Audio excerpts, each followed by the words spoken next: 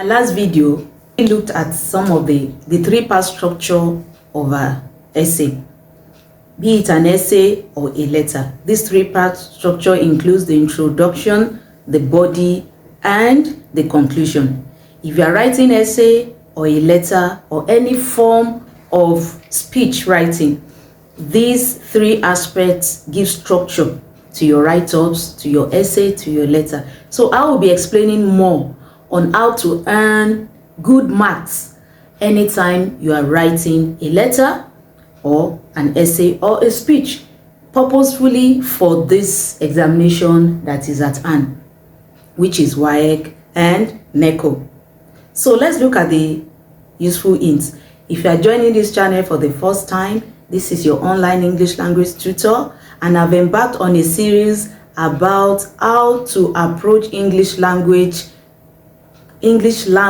questions in your WAEC or NECO examinations.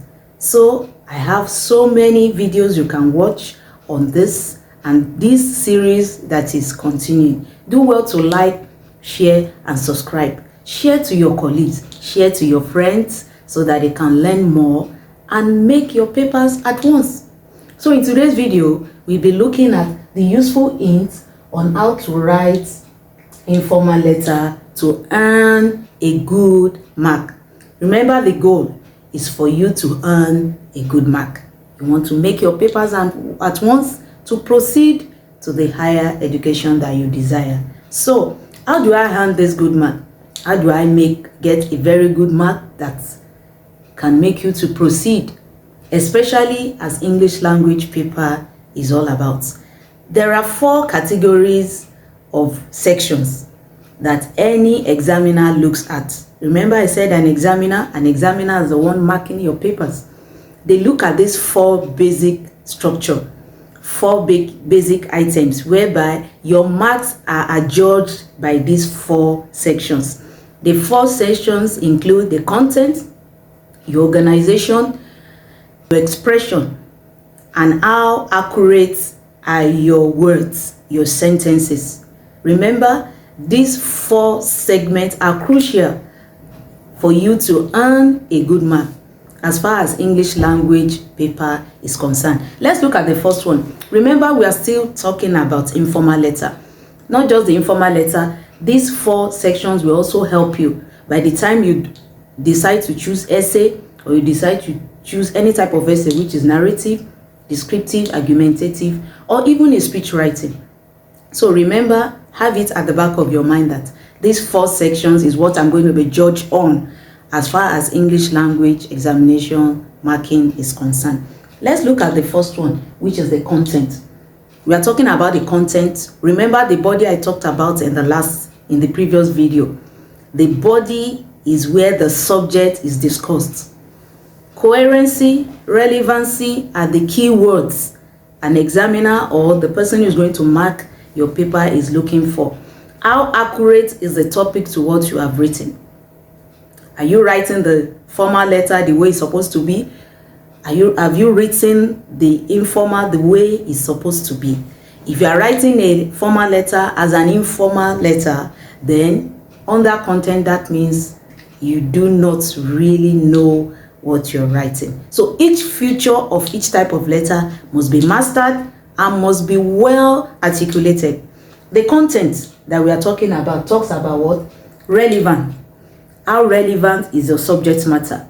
You talked about how well you answer all the questions to earn a good mark.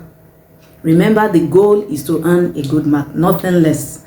You don't want to earn a bad mark that makes you to go back and rewrite this examination. And it's possible, if you are watching, it's possible to earn your clean mark and move to the next stage of your life.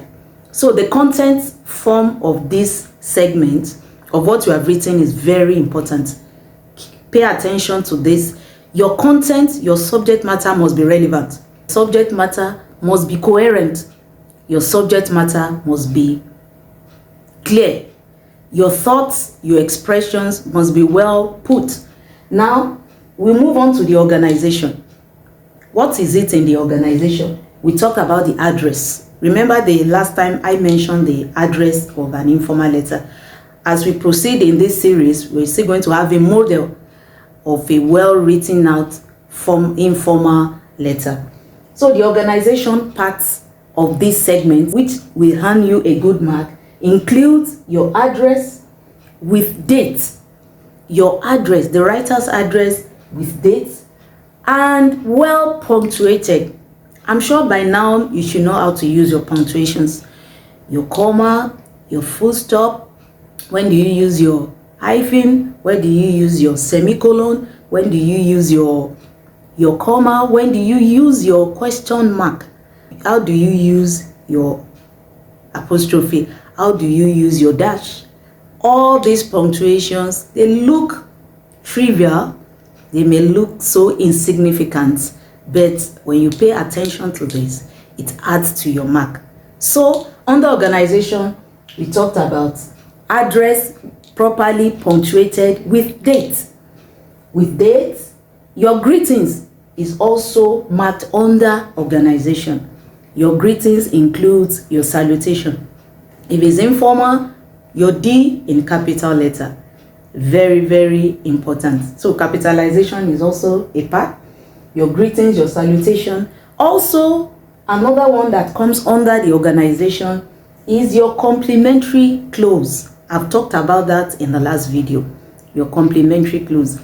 How do I write my complimentary clause when writing informal letter? The intimate relationship decides that. Your intimacy, your relationship you are having with the recipient determines your complimentary clause. If you are writing to your dad, your loving daughter.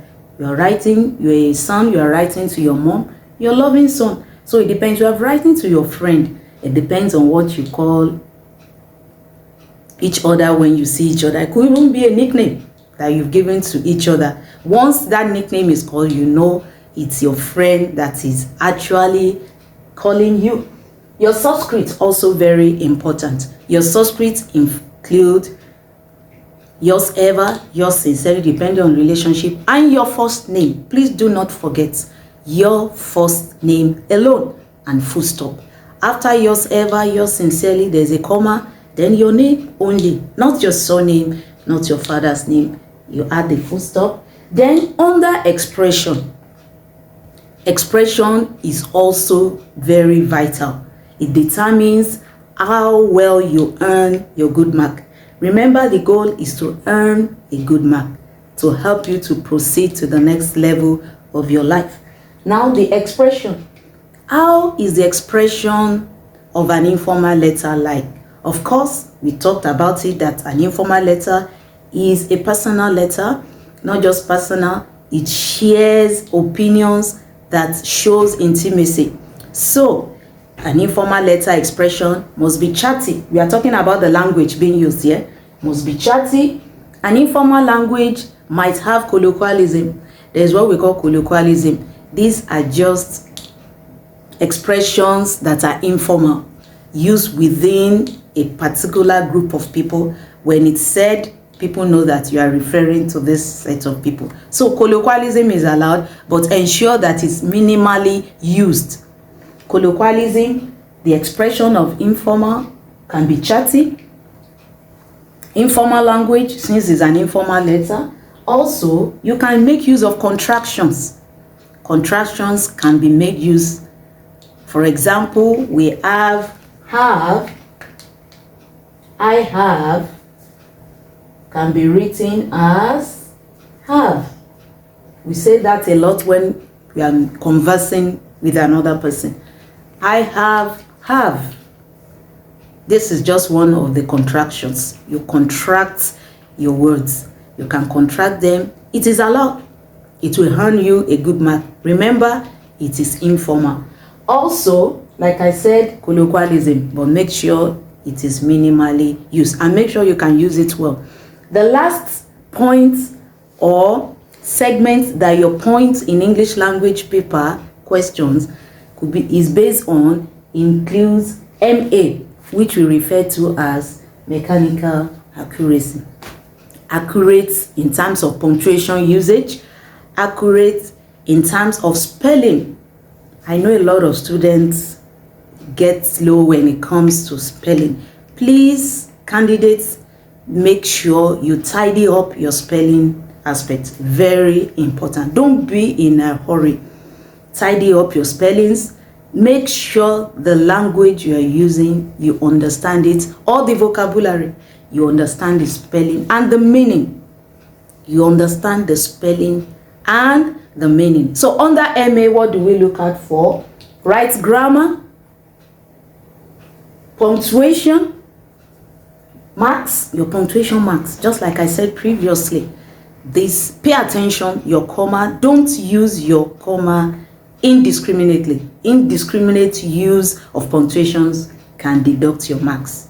Remember, you want to earn a good mark. So your punctuation marks must be on point. Avoid spelling error, just like I said. Your spelling error must be avoided. It is not the time to make silly mistakes, like they say.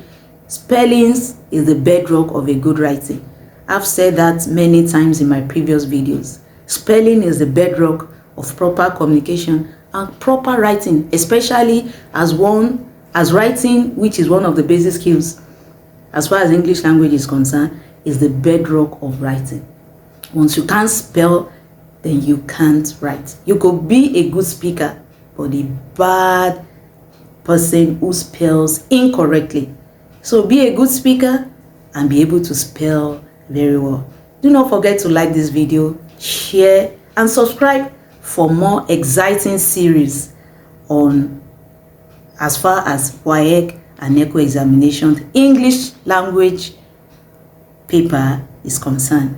Keep learning and keep being the best at what you do. Bye.